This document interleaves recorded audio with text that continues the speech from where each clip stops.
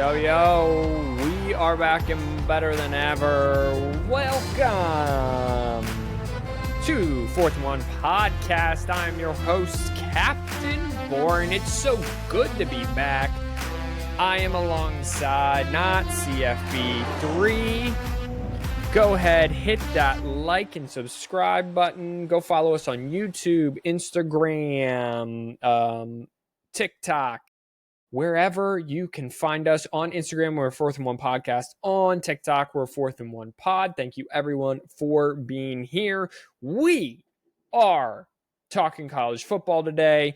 We are now a little over 2 weeks away from week 0 and 3 weeks away from week 1. So this is exciting times here for us. It's an exciting time of year. The NFL has started.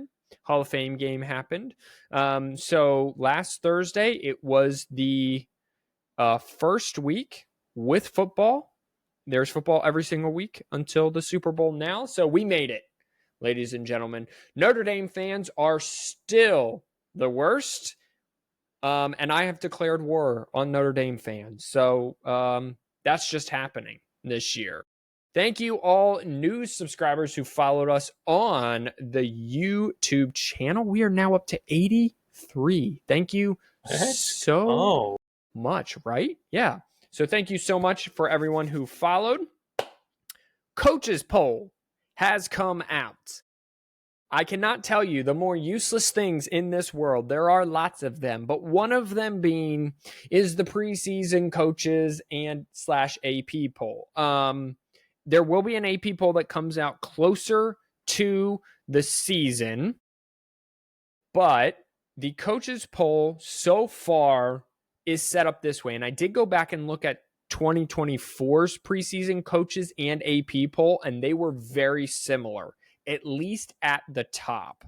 So last year, the 2024 top 25 AP and coaches were identical through the first 7. And then the coaches poll had Michigan, and they flipped Michigan and Penn State, and that was the only difference. And then Florida State was 10. So I am thinking that when the AP poll comes out in a few weeks, that it will be similar. And that is big because the coaches poll, if I can share the screen here so that everybody gets involved here. This is an ad that needs to go away. Go away. Thank you. It is Texas, Ohio State, Penn State, Georgia, Notre Dame, Clemson, who got 2 first-place votes, Oregon, Alabama, LSU, and Miami. Couple things to note here. Opening weekend at noon, we get a 1-2 matchup. Texas at Ohio State. Electric right off the bat. Then at night, we get number 6 versus number 9 for Battle of Death Valley. That's awesome. Then I do believe that Miami and Notre Dame, do they not play each other week 1 as well? Miami, Notre Dame, they do. We get 3 top 10 matchups in week 1. Even if the coaches poll comes out and has just a little bit different, right? And Miami drops out of top 10 or whatever, or Texas isn't, Ohio State isn't one. We're going to have 3 top at least 15 matchups in week 1. Week 1's going to be electric. However, you just despise the coaches poll, which again, I said there's nothing more useless than preseason top 25 polls in college football. I just don't understand why we have so many polls. Like, the only one that matters is essentially the college football playoff poll. So why not just have the college football playoff poll? Like, get rid of the AP, get rid of the coaches, media, whatever. Just have one poll, and then we say, okay, the week 8, 9, whatever, that's when the bracket comes out. Yeah. And that's when we fill the bracket in. Right. Because it's kind of stupid. Yeah. Now it is. But also, that's not college football. That now we're like NFL for 8 weeks. You know, Yeah, but it's like I get what you're saying. I get what you're saying. I get what you're saying. It is dumb. Like last year, Michigan was number 10, right? Michigan number 10 going into the season. They went 8-5, 7-5, 8-5 with a bowl win, right? Like every year. Let's go back and look and just see who was preseason top 25 that finished there.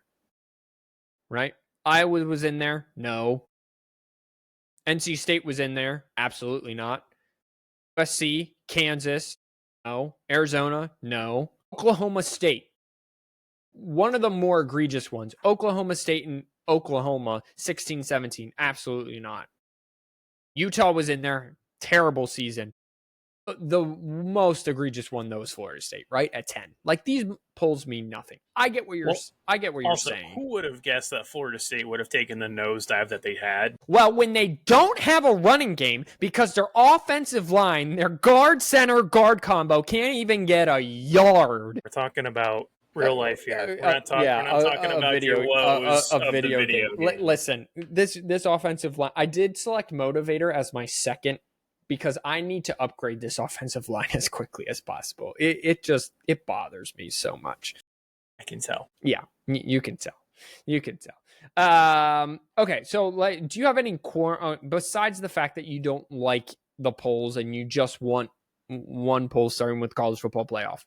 With the top 10, any quorums? Texas 1, Ohio State 2, Penn State, Georgia, Notre Dame, Clemson, Oregon, Alabama, LSU, Miami. The only one, and I know it's kind of like beating a dead horse, and of course it's going to catch us a lot of flack, is probably Notre Dame at 5, just because it's like they finished great last year. Mm-hmm. And which, rightfully so, they played great ball. Right. Made the national championship. They have a decent amount of players coming back, so they get that bump. But they're breaking in a new quarterback, like new-ish. Mm-hmm. Because is it Carr? Is Carr going to start? Yeah, probably. So you're starting a freshman, essentially, to put them at 5 and then have kind of the not great schedule that it maybe could be. Like, I don't know. If you would have put them at 10, sure. 10 or below, sure. But to put them at 5, they're not in a conference, so they don't have any conference anything to hang their hat on.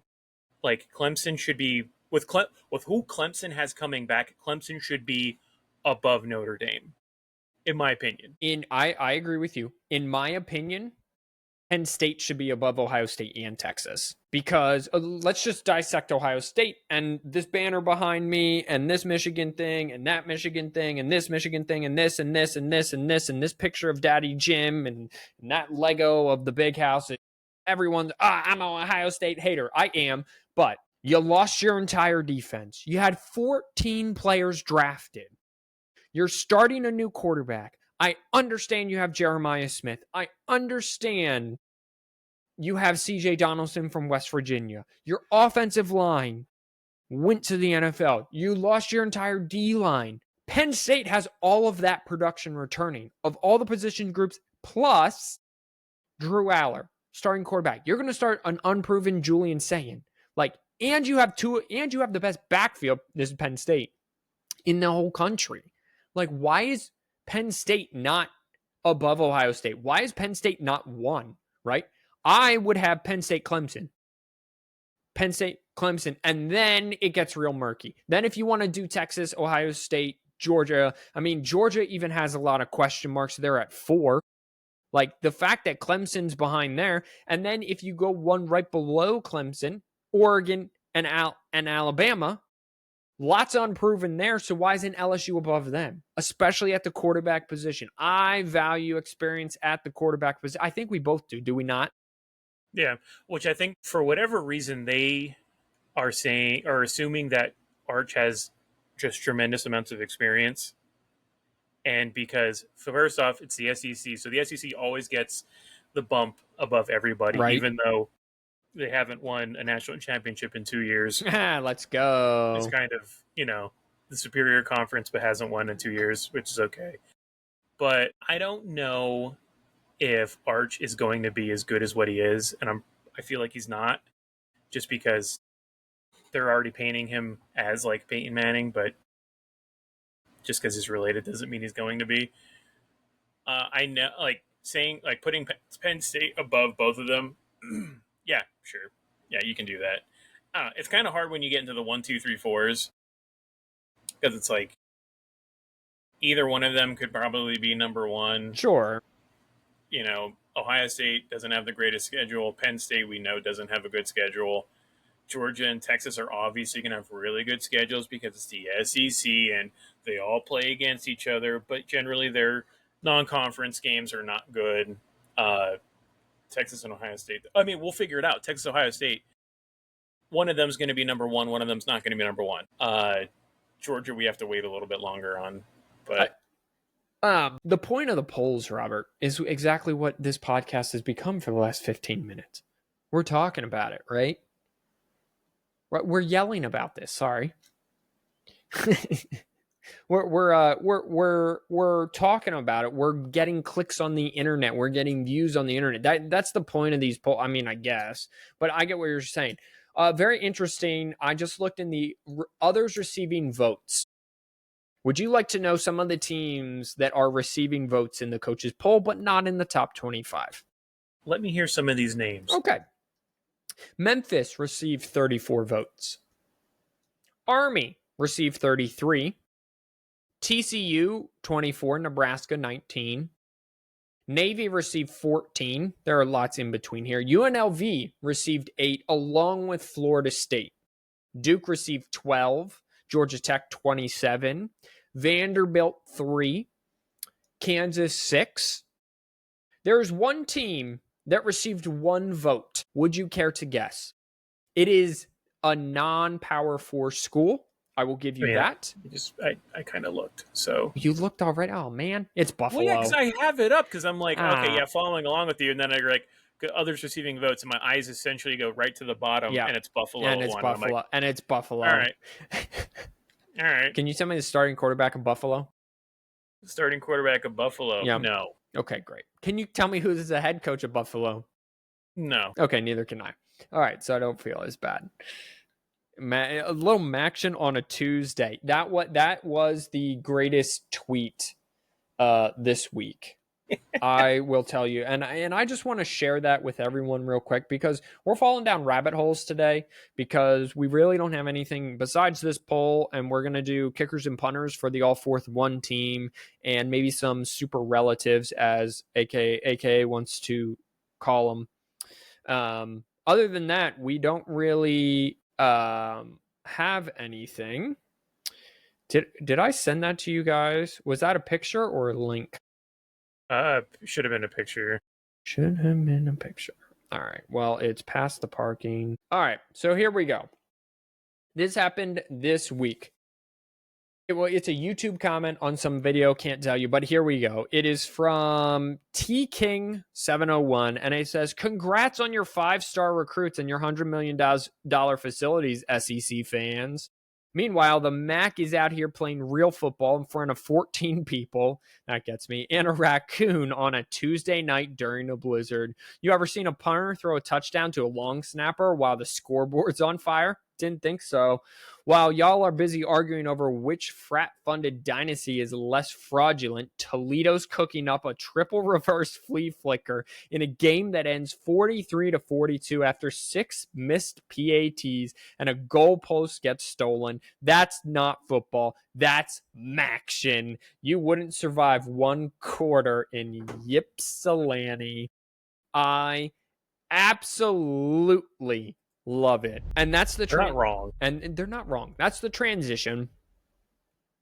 You want to do superlatives? Yeah, let's do those. All right, let's do superlatives. So what we did is last year we had a bunch. And if we want to add new ones, that is more than fine. But I'm just going to go based off the ones that we did last year. Is that good with you? You good with that? Works for me. All right, wonderful. Last year, biggest impact player, non-quarterback. I said Caleb Downs. I was partly right. And Simeon said Ollie Gordon. That did not work out. Biggest disappointment. Here you go, Ohio State fans. Last year I said biggest disappointment was going to be Ohio State. Simeon said JMU, and Robert, in Robert fashion, you said the playoff committee. And it kind of was. You were. Because the rankings, like the games they set up kind of like sucked. Okay. The seedings. Here we go. So, Superlatives. Biggest surprising team. Simeon called Indiana. Yeah, gotta give it to him. You gotta give it to him. All right, let's start off with an easy one. Best unis in the game. Best uniforms. I am gonna go with. Give me the. Army Navy. That's always the easy one. The Army Navy game. Well, that's also what I'm going with as well. The Army/Navy game unis. Those are just fire. All right. Best offense in the country. Best offense. I'm going to go outside the box. Let's go. I'm going to go the Western Kentucky Hilltoppers. Okay. So you're going to go WKU. That's Robert. Yes. I am going to stay a little bit inside the box, returning quarterback and running back and head coach. I'm going to go SMU Mustangs. Right. Now, by the way, they're in the teens, I believe, late teens, 18, 19 in the coaches poll. Alrighty. Best defense for the 2025 season. I'm going to say Penn State. All right. Robert is going. At some point, I'm going to start calling you a non-Michigan fan with all of these non-Michigan picks. Well, with the schedule that Penn State has, that's a fair point. I'm going to go Clemson. Okay. I think it's a good pick. Outside their first game, they got a lot of returning starters, and their schedule isn't all that hard. Best head coach. Excuse me. Best head coach. Best head coach, probably Kirby. Okay. So you're going to do Kirby Smart. Now, for those of you saying, well, how do you determine the best head coach, right? Like, I guess coach of the year, this is like our prediction for coach of the year because look, right, like that's the only way to determine that. Kirby, coach of the year. I'm going to go with Les Miles. Not Les Miles. Oh my gosh. I was like, whoa. When did you know what? I must have missed that though. No. Brian, I'm going to go Brian Kelly, LSU. That hiring I missed. I'm going to go Brian Kelly at LSU. All right. Can they legally bring him back? What I want to know is, since they remember how they lowered the win percentage to let Mike Leach in? Did that let Les Miles in? Because remember, they vacated all those wins, which dropped his winning percentage. No, I think he was still. Oh, okay. Best coordinator, who you got? Best coordinator. Defense or offense? Either. Jim Knowles. Jim Knowles from Penn State. Penn State's defensive coordinator. Well, that would make sense there. If I think they're going to have the best defense, then Jim Knowles is probably going to be the reason. I am going to go with Chip Lindsey, who is Michigan's new offensive coordinator. I think they could have a big year. However, freshman quarterback, highly unlikely, but I got to get Michigan in there somehow. All right. Heisman prediction. Who you got? Yeah, this is nuts. The only name that's coming to my mind is actually Marvin Harrison Jr. But I know he left. What is wide receiver, Ohio State? Jeremiah Smith? Yes, Jeremiah Smith. Wow, dude. I could not. Marvin Harrison Jr. was the only thing that kept popping up, and I was like, I know it's not him because he's on the Cardinals. Getting manhandled by Will Johnson. Second time that's happened for him. He's used to that. The Heisman, who won the Heisman last year again? Travis Hunter, right? Yeah. I am going steal of the century. I am going to go with Cade Klubnik from Clemson. I think he's senior quarterback, primed to have a real big year. So I'm going to go with Cade. Biggest impact player, non-quarterback. Biggest impact player. Non-quarterback. Does that have to be offense or defense? It can be I don't know either. why I even asked that, because it's not like I would name. You tell yours and let me come back to mine. I was gonna see who you said. Okay, let me think. Biggest impact player, non-quarterback. I am going to go. I'm going to go with Ryan Williams. Okay. Big step up this year, expecting big things. I think he'll just, like the first 5 games, he was super impactful. Georgia win, super impactful. Vanderbilt win, super impactful. So who you got? I'm gonna go Jordan Tyson. I thought we were talking Arizona State. I thought we were talking real life, not video games. Yeah, that's as good as I can get, dog. If he's anything like the video game, he might win the Heisman. Am I right? Yeah. All right. Most improved. So this is. I'm going to open this up. I'm going to say it can be a team, a full team. It can be a group. Like last year, I did Iowa's offense. I think Samir did USC's defense. It can be a player. I'm going to leave it open to interpretation because we're the worstest podcast on the interwebs. What you got? I'm going to say Florida State. Okay. I don't just hate as a whole. As a whole, the whole thing. The whole kit and caboodle. The whole kitten caboodle. I am going to go with the passing game for Michigan. Specifically, Michigan's passing game. Not the whole offense, just the passing game. I think it can't get worse than it did last year. I say that now. And then the season starts. So this is all great. All right. Biggest disappointment. Again, I'm going to leave it open to interpretation. Whatever you want this to be. I'm going to say the biggest disappointment. Sorry. I was just thinking, how much do we really want to piss off ND fans? I almost said the biggest disappointment would be Notre Dame, because it technically, if they don't make the playoffs, that would be the biggest disappointment. Yeah, but according to them, no, it wouldn't be. No, Jesus sitting in the end zone is not going to help them. Yeah. But I'm going to say the biggest disappointment is going to be Arch Manning. See, that's what I'm talking about. All right, just dive into that a little bit, because we got plenty of time here. So the reason I'm going to go with that is the hype that is surrounding Arch is just immense. I mean, this guy might as well be the they're already pegging him to be the #1 pick. And so if Texas doesn't win the SEC, doesn't win a national championship, maybe doesn't make the playoff, which that would be a very big stretch, but definitely possible. Yep. If those things don't happen, and he's not even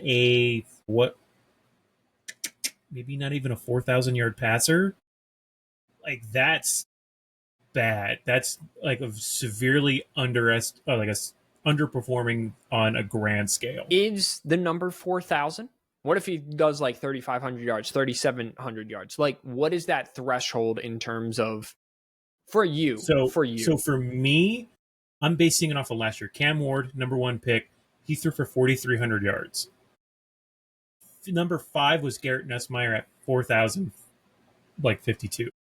So Garrett Nussmeier, who was coming back, the only returning starter within the top 5, threw for 4,052. If he cannot surpass 4,000 yards in a Texas offense in the SEC, what did Quinn do last year? This is Quinn Ewers, and I'm talking about turning heads at Dolphins camp, by the way.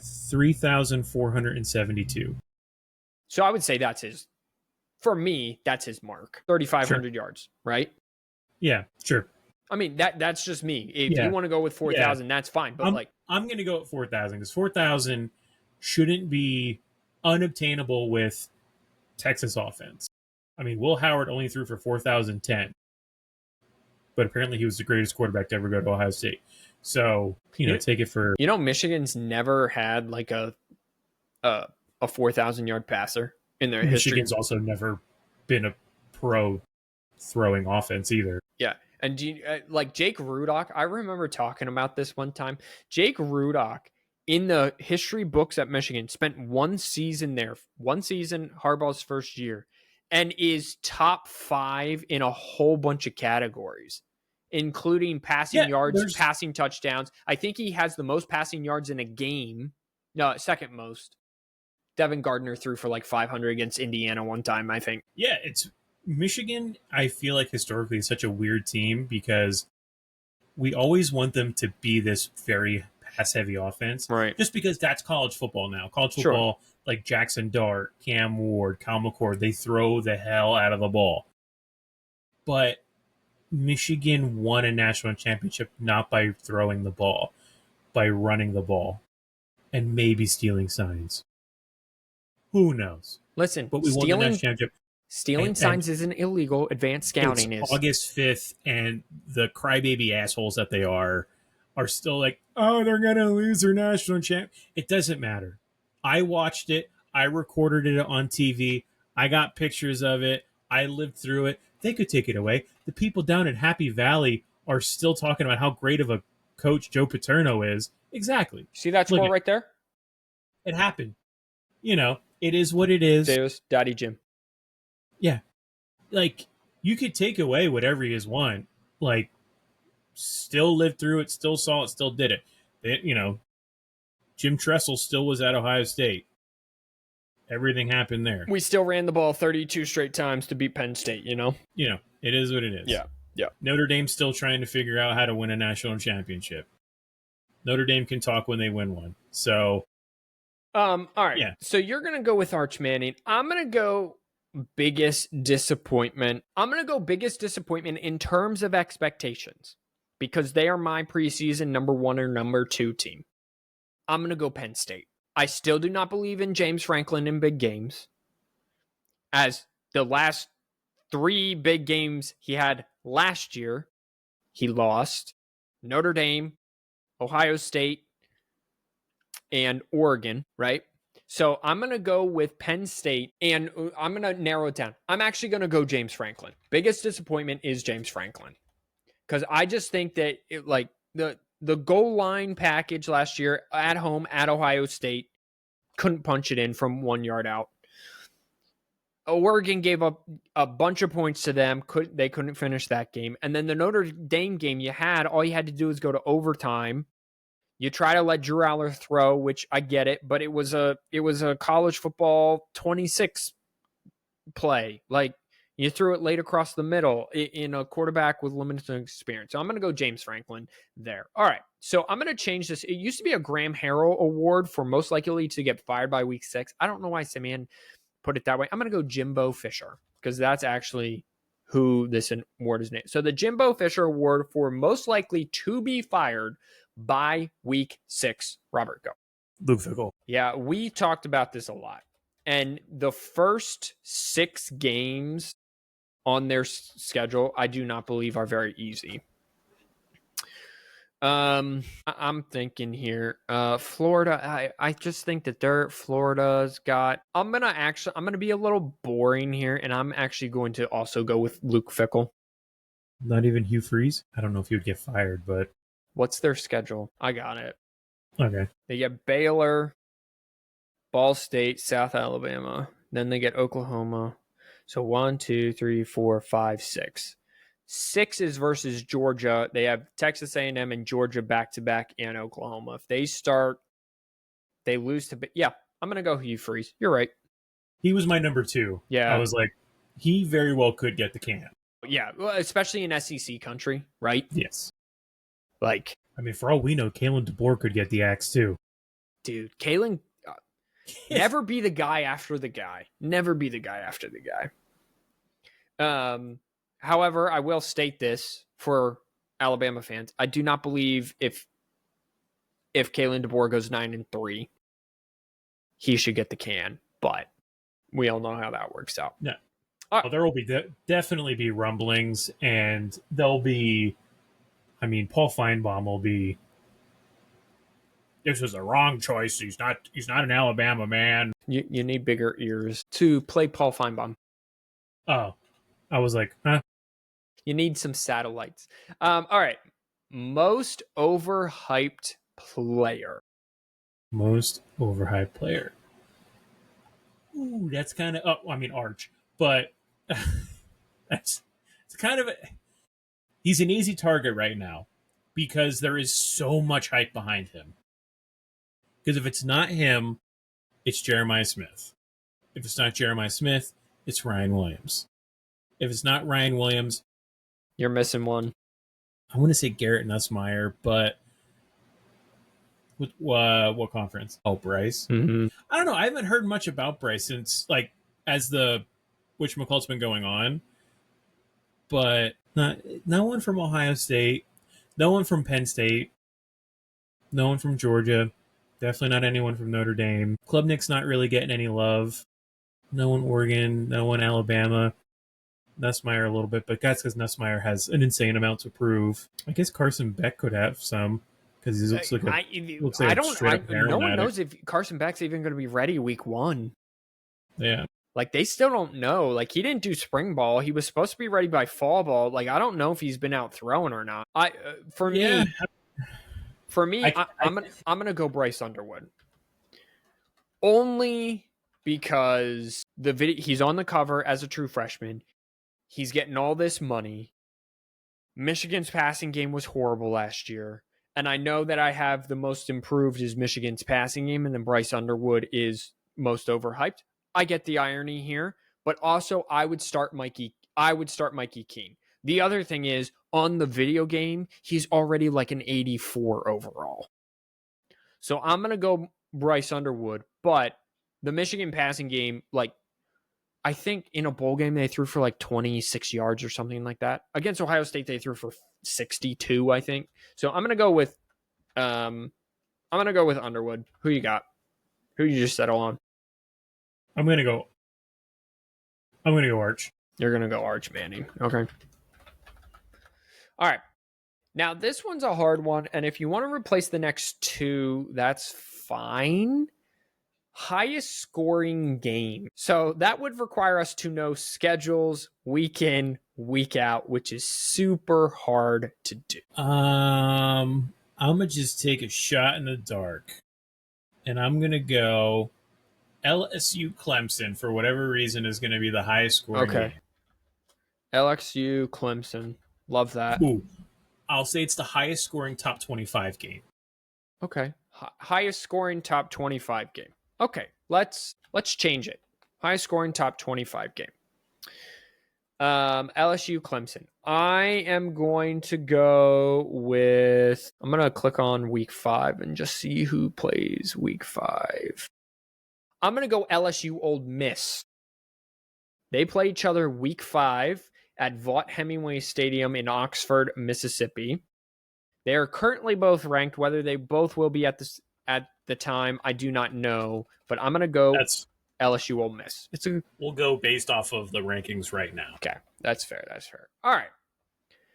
Lowest scoring game. Texas, Ohio. No. I'm going to say... I mean, Texas, Ohio State isn't... Yeah. Let's go Georgia. No, Bama, LSU. Let's go with that one. Are we still going? So is this still a top 25 game? Like, is that what we're doing here? I'm just going off the top 25 because there's no, like, I would have to try and divulge into like a Kennesaw State kind of situation. Yeah. So I'm just gonna go with the LSU Bama. That's fine. I hope that it's a field goal game kind of deal. Okay. So LSU is going to be part of the highest scoring game, according to Robert, and the lowest scoring game. It is going to be a hell of a year for LSU. LSU fans are going to be on a roller coaster of emotion the whole year. I am going to stay in conference. Not you raised your hand. Yes, did you? Yeah, I never knew I could see that. So what do I do then? Oh, now I can lower my hand. Wow. I'm going to go Penn State, Ohio State. Defensive, just kind of nightmare, like a 10-13 type of game. 9-12. 1 touchdown, 9-14, something like that. All right. Biggest surprising team, aka would want it known. He did correctly pick Indiana. Here's the deal. We are neither of us named biggest disappointment a team in biggest disappointment. So in biggest surprising team, you can either go bad or good. Okay. Biggest surprising team. I'm going to say Illinois. They are preseason ranked 13. They're ranked 13, but I think they'll be better. I'm sorry, Because 12 Illini 12, fans. regardless.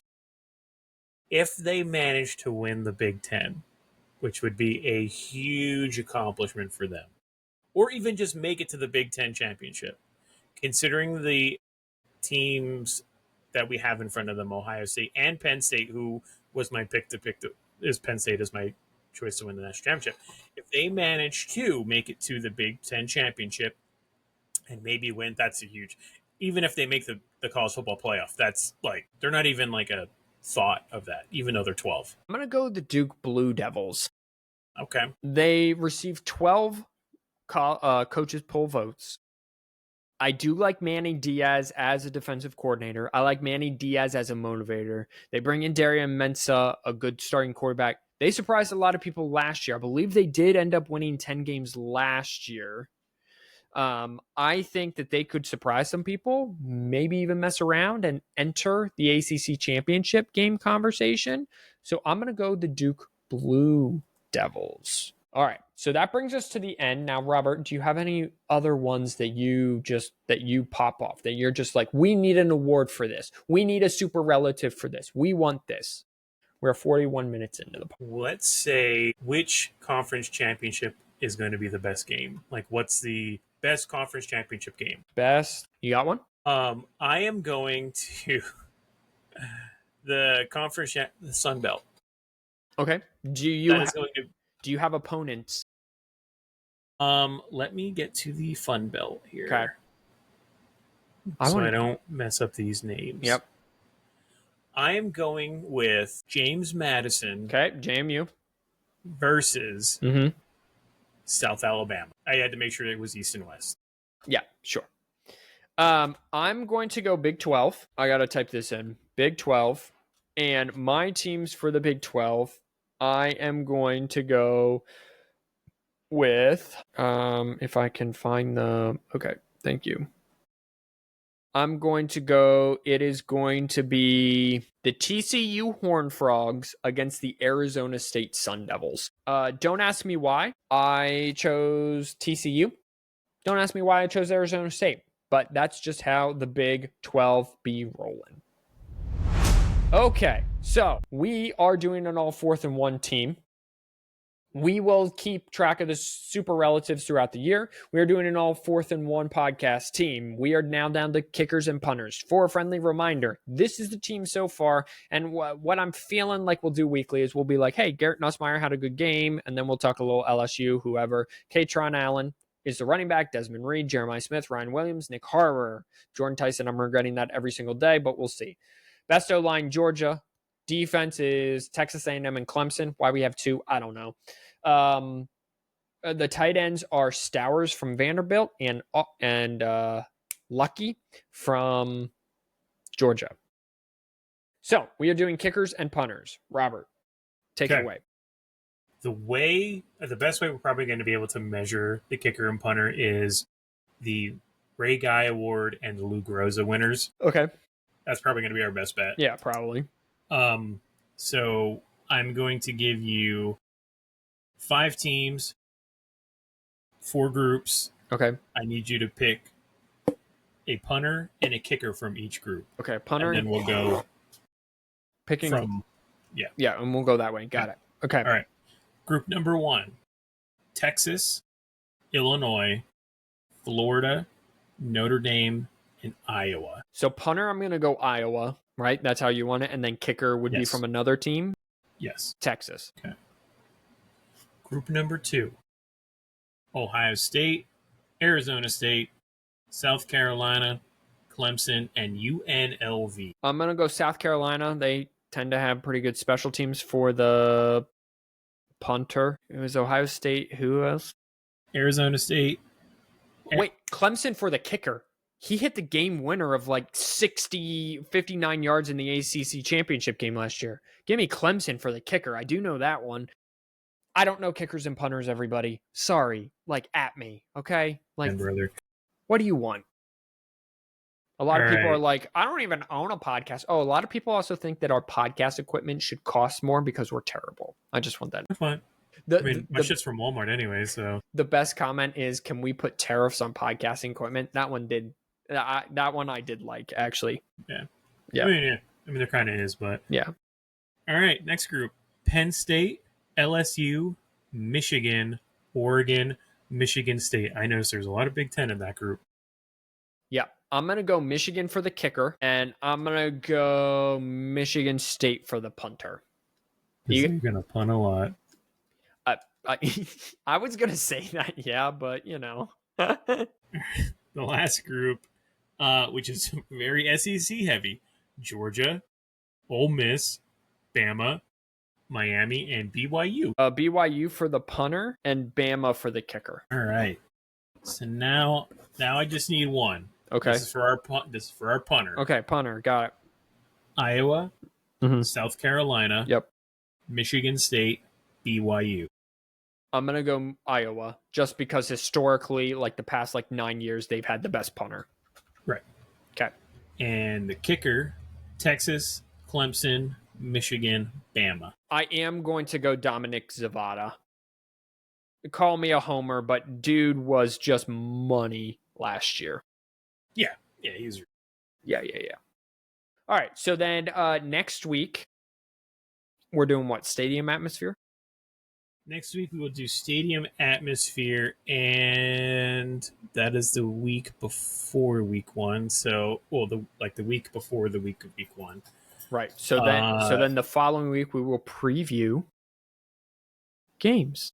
So next week, that, and are we going to draft? Yeah, we'll draft at some point. Yeah.